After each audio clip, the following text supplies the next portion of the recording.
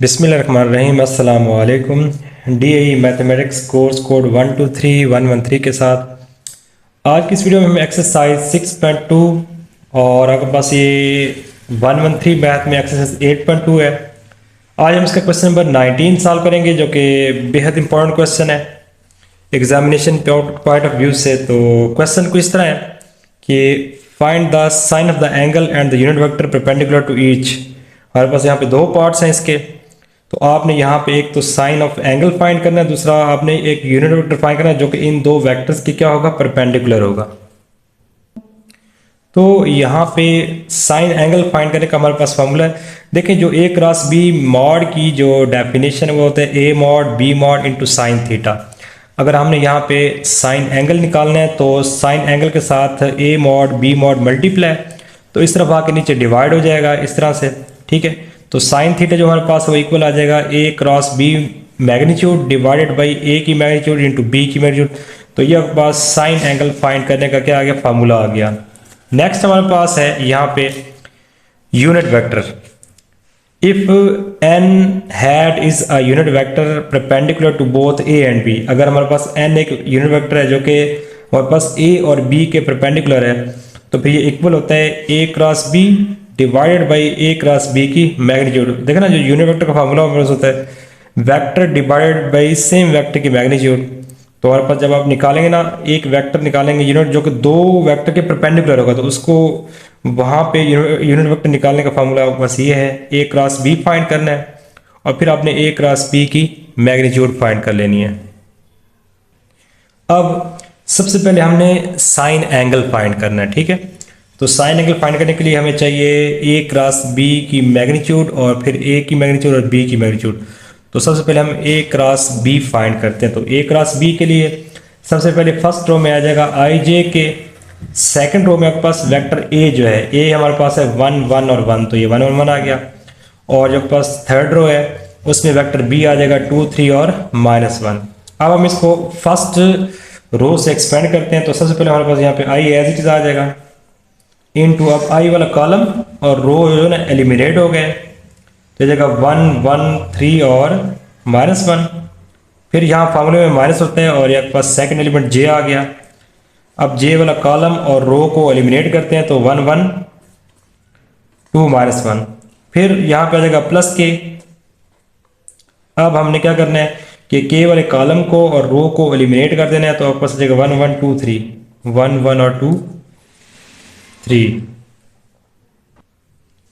अब इनको मल्टीप्लाई करते हैं, तो ये हमारे पास आई आ जाएगा as it is, equal sine लगा यहाँ इस साइड पर। अब क्या करना आपने, यहाँ आपने 1 को -1 से मल्टीप्लाई किया तो आंसर आपके पास -1 आ गया। फार्मूले में यहाँ पे माइनस होता है। फिर 3 1 आपके पास क्या आ जाएगा 3। फिर माइनस जे जो है वो एज इट इज आ जाएगा।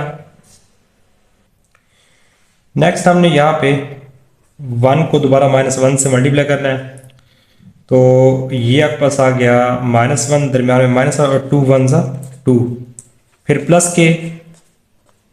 अब हमने यहाँ पे 3 को 1 से किया मल्टीप्लाई, तो 3 आ गया माइनस साइन और 2 1 2। तो इसे सिंप्लीफाई करेंगे नेक्स्ट हम, ये आपके पास आ जाएगा I as it is into -4, क्योंकि इन दोनों को ऐड करना है, सेम साइन -4 आ जाएगा। फिर माइनस जे। अब यहाँ पे आपके पास आ जाएगा -3, क्योंकि -1 है, -2 तो -3। फिर प्लस के, यहाँ पे 3 में से 2 माइनस करेंगे, आपके पास क्या आ जाएगा 1 आ जाएगा। तो हमारे पास जो ए क्रॉस बी है वो इक्वल आ गया -4i, फिर -+3j और प्लस के। ये हमने ए क्रॉस बी फाइंड कर लिया। अब हमें इसकी निकालनी है मैग्नीट्यूड, तो ए क्रॉस बी की फाइंड करते हैं मैग्नीट्यूड। तो मैग्नीट्यूड निकालने का फॉर्मूला आपके पास है A cross B mod is equal to, ये आ जाएगा -4 का स्क्वायर प्लस पे यहाँ पे आ जाएगा 3 का स्क्वायर प्लस यहाँ पे आ जाएगा 1 का स्क्वायर। तो जो -4 का स्क्वायर है वो बन जाएगा +16 प्लस 3 का स्क्वायर 9 और 1 का स्क्वायर 1।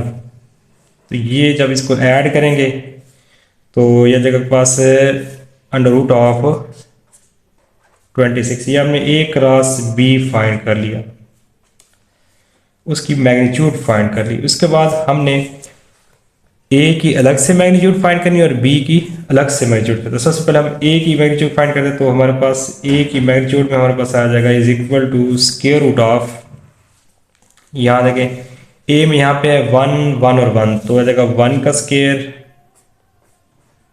प्लस 1 का स्क्वायर और फिर आ जाएगा प्लस 1 का स्क्वायर। तो जो हमारे पास ए की मैग्नीट्यूड है वो क्या लगी 1 का स्क्वायर 1 फिर 1 और ये 1, तो आपके पास आ जाएगा स्क्वायर रूट ऑफ 3। अब नेक्स्ट हमने बी वेक्टर की मैग्नीट्यूड फाइंड करनी है।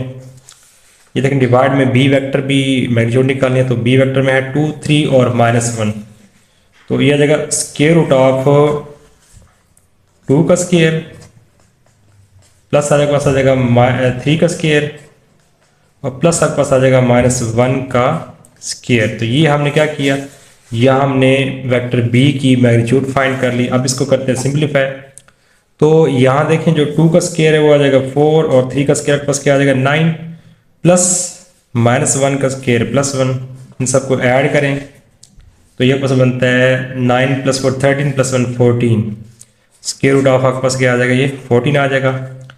अब बी वेक्टर की मैग्नीट्यूड आपके पास आ गई स्क्वायर रूट ऑफ 14।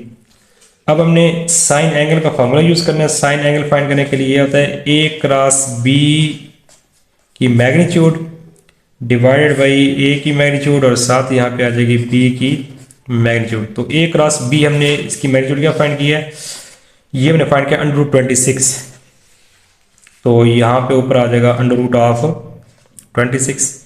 डिवाइड में देखें तो जो ए मॉड है वो आपने 3 निकाला है, तो स्क्वायर रूट ऑफ 3 आ गया, और जो बी मॉड है वो 14 निकाला है, तो स्क्वायर रूट ऑफ क्या आएगा 14। अब नेक्स्ट स्टेप में अगर मैं इन स्क्वायर रूट को आपस में मल्टीप्लाई कर दूं तो ये मेरे पास जो साइन एंगल है वो कहलाएगा √26 और डिवाइड में स्क्वायर रूट के अंदर आपस में वैल्यूज को मल्टीप्लाई तो 14 3 होता है 42, ये आ गया। या फिर इसे आप 26/42 भी इस तरह लिख सकते हैं, एक स्क्वायर रूट के अंदर डिवाइड हो रहे हैं तो आप इसे एक स्क्वायर रूट के अंदर लिख सकते हैं। आप देखें इसे अगर डिवाइड करें 2 से तो ये आपके पास आता है 13, ये आपके पास क्या आता है 21, तो जो साइन एंगल है आपके पास आ जाएगा 13/21, ये आपके पास आ गया इसका रिक्वायर्ड आंसर। देखिए इसके बाद आपने एक ऐसा यूनिट वेक्टर फाइंड करना है जो कि इन दोनों वेक्टर्स के परपेंडिकुलर हो। तो यूनिट वेक्टर जो आपके पास फॉर्मूला था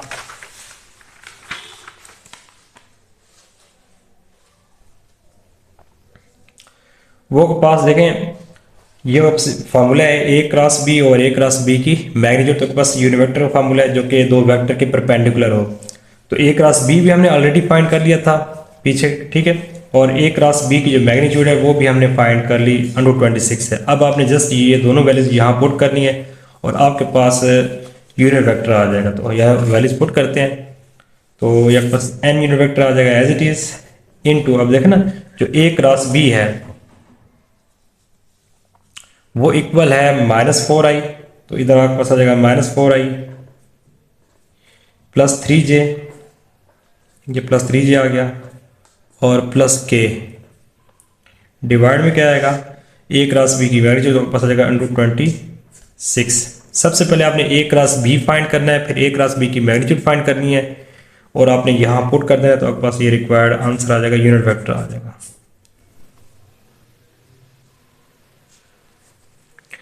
क्वेश्चन नंबर 19 का सेकंड पार्ट है, इसमें भी आपने साइन ऑफ द एंगल और यूनिट वेक्टर फाइंड करना है। तो साइन ऑफ एंगल के लिए आपने ए क्रॉस बी की मैग्नीट्यूड, ए की और बी की अलग अलग मैग्नीट्यूड फाइंड करनी है, और यूनिट वेक्टर के लिए आपको ए क्रॉस बी चाहिए, साथ ए क्रॉस बी की मैग्नीट्यूड चाहिए। तो सबसे पहले हम ए क्रॉस बी फाइंड करते हैं, इज इक्वल टू, हम इसे फर्स्ट रो से एक्सपेंड देखें, ए क्रॉस बी के लिए आई जे के होगा, फिर ए वेक्टर आएगा यहाँ पे और इधर बी वेक्टर आ जाएगा। तो सबसे पहले हम यहाँ पे आई लिखेंगे, तो आई वाला कॉलम और रो को एलिमिनेट कर देंगे, आ जाएगा -1 1 4 और -1, फिर यहाँ पे -j होता है। अब ये कॉलम और रो को एलिमिनेट करेंगे तो 2 1 3 -1, फिर आपके पास आ जाएगा +k, लास्ट एलिमेंट ले रहे हैं तो ये कॉलम और रो एलिमिनेट 2 -1 3 और 4, ये आपके पास आ गया। हमने इसे फर्स्ट रो से एक्सपेंड कर दिया।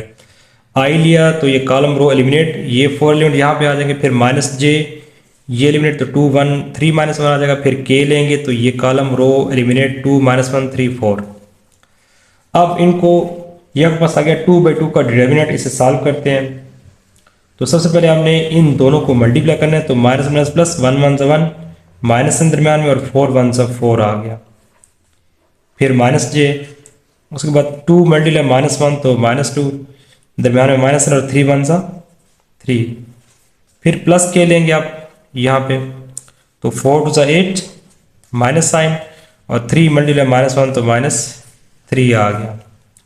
अब इसको करते हैं मजीद सिंप्लीफाई, तो आई तो आ जाएगा एज इट इज़, यहाँ से आपको मिल जाएगा -3, फिर -j है, इनको सॉल्व करने से आपके पास आंसर क्या आएगा -5, क्योंकि दोनों सेम साइन है तो ऐड होंगे और साइन बड़ी वैल्यू का आएगा, प्लस k। अब यहाँ पे आपके पास आ जाएगा 8 और -++3, तो ये आपके पास 8 + 3 आ गया।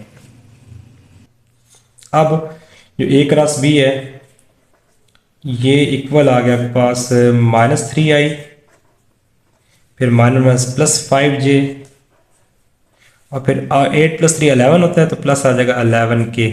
ये आपने a क्रॉस b फाइंड कर लिया। अब हमें a क्रॉस b की चाहिए मैग्नीट्यूड, तो हम इसकी निकालते हैं मैग्नीट्यूड। तो a क्रॉस b की जो मैग्नीट्यूड है वो इक्वल आएगी √3 का स्क्वायर प्लस 5 का स्क्वायर प्लस आ जाएगा पास 11 का स्क्वायर। तो 3 का स्क्वायर 9, 5 का स्क्वायर 25 और 11 का स्क्वायर 121। अब आपने इन सबको ऐड करना है, तो ये आपके पास आ गया 155 का √। अब देखें 155 को अगर हम ब्रेक करें बाय यूजिंग प्राइम फैक्टराइजेशन, तो यहाँ पे सबसे पहले यहाँ पे अगर हम 5 वाला टेबल देखें तो 5 3 सा 15 और 5 1 सा 5, तो इसके फैक्टर नहीं बनते, तो ये 155 ही एज इट इज आएगा। अब a क्रॉस b भी आ गया, फिर हमने a की और b की अलग अलग मैग्नीट्यूड निकालनी है। तो सबसे पहले हम a की मैग्नीट्यूड फाइंड करते हैं, तो ये जगह √, अब जो वेक्टर a है वो के पास है 2i - j प्लस के, तो यहाँ से 2 का स्क्वायर -1 का स्क्वायर और +1 का स्क्वायर, तो 2 का स्क्वायर प्लस आ जाएगा -1 का स्क्वायर, फिर आएगा +1 का स्क्वायर। तो ये हमने a की मैग्नीट्यूड फाइंड कर ली, ठीक है, 2 का स्क्वायर -1 का स्क्वायर और +1 का स्क्वायर, तो ये आ गया। आपके पास 2 का स्क्वायर 4 होता है, 1 का स्क्वायर 1 और 1 का स्क्वायर 1, तो ये आपके पास आ गया जो a की मैग्नीट्यूड है वो इक्वल आ गई √6k। अब वेक्टर b हम लेंगे, उसकी मैग्नीट्यूड निकालते हैं, तो b आपके पास आ जाएगा यहाँ पे 3 का स्क्वायर प्लस 4 का स्क्वायर प्लस -1 का स्क्वायर। तो सबसे पहले आएगा यहाँ पे 3 का स्क्वायर, ये 3 का स्क्वायर आ गया, प्लस आ जाएगा पास 4 का स्क्वायर और फिर प्लस आपका हो जाएगा -1 का स्क्वायर। यहाँ सबसे पहले 3 है तो 3 का स्क्वायर प्लस आ जाएगा 4 का स्क्वायर -1 का स्क्वायर। अब यहाँ पे जो 3 का स्क्वायर है वो आएगा 9, 4 का स्क्वायर 16 और 1 का स्क्वायर 1। तो जो पास जो b की मैग्नीट्यूड है वो इक्वल आ गया आपके पास √26। इसको भी हम ब्रेक नहीं कर सकते। अब लास्ट में हमने साइन एंगल फाइंड करना है, तो साइन एंगल आपके पास होता है a क्रॉस b की मैग्नीट्यूड ओवर a की मैग्नीट्यूड इंटू b की मैग्नीट्यूड। तो a क्रॉस b की मैग्नीट्यूड हम निकाले 155 आ जाएगा √ में, और डिवाइड में आपके पास जो a की मैग्नीट्यूड है वो आपके पास है √6 और जो आपके पास b की मैग्नीट्यूड आपके पास है √26। तो ये हमने साइन एंगल फाइंड कर लिया। अब हमने नेक्स्ट इसमें यूनिट वेक्टर फाइंड करना है जो कि इन दोनों वेक्टर्स a और b के परपेंडिकुलर। तो फार्मूला के पास है a क्रॉस b और a क्रॉस b की मैग्नीट्यूड। तो हमने a क्रॉस b भी फाइंड किया हुआ है और फिर a क्रॉस b की मैग्नीट्यूड भी हमने फाइंड की हुई है। तो हमने क्या करना है, जस्ट इस फार्मूले में ये वैल्यूज पुट करनी है। जो हमने ए क्रॉस बी फाइंड किए और जो ए क्रॉस बी की मैग्नीट्यूड फाइंड किए। अब हमने यूनिट वेक्टर की फॉर्मूला पुट करनी है। If n is a vector unit vector perpendicular to both a and b then n unit vector will be equal to a cross b over a cross b की magnitude. तो a cross b आपने निकाला है यहाँ पे -3i plus 5j plus 11k और divide में पास क्या आ जाएगा, a क्रॉस b की मैग्नीट्यूड जो निकाली है √155। तो ये आपने यूनिट वेक्टर फाइंड कर लिया।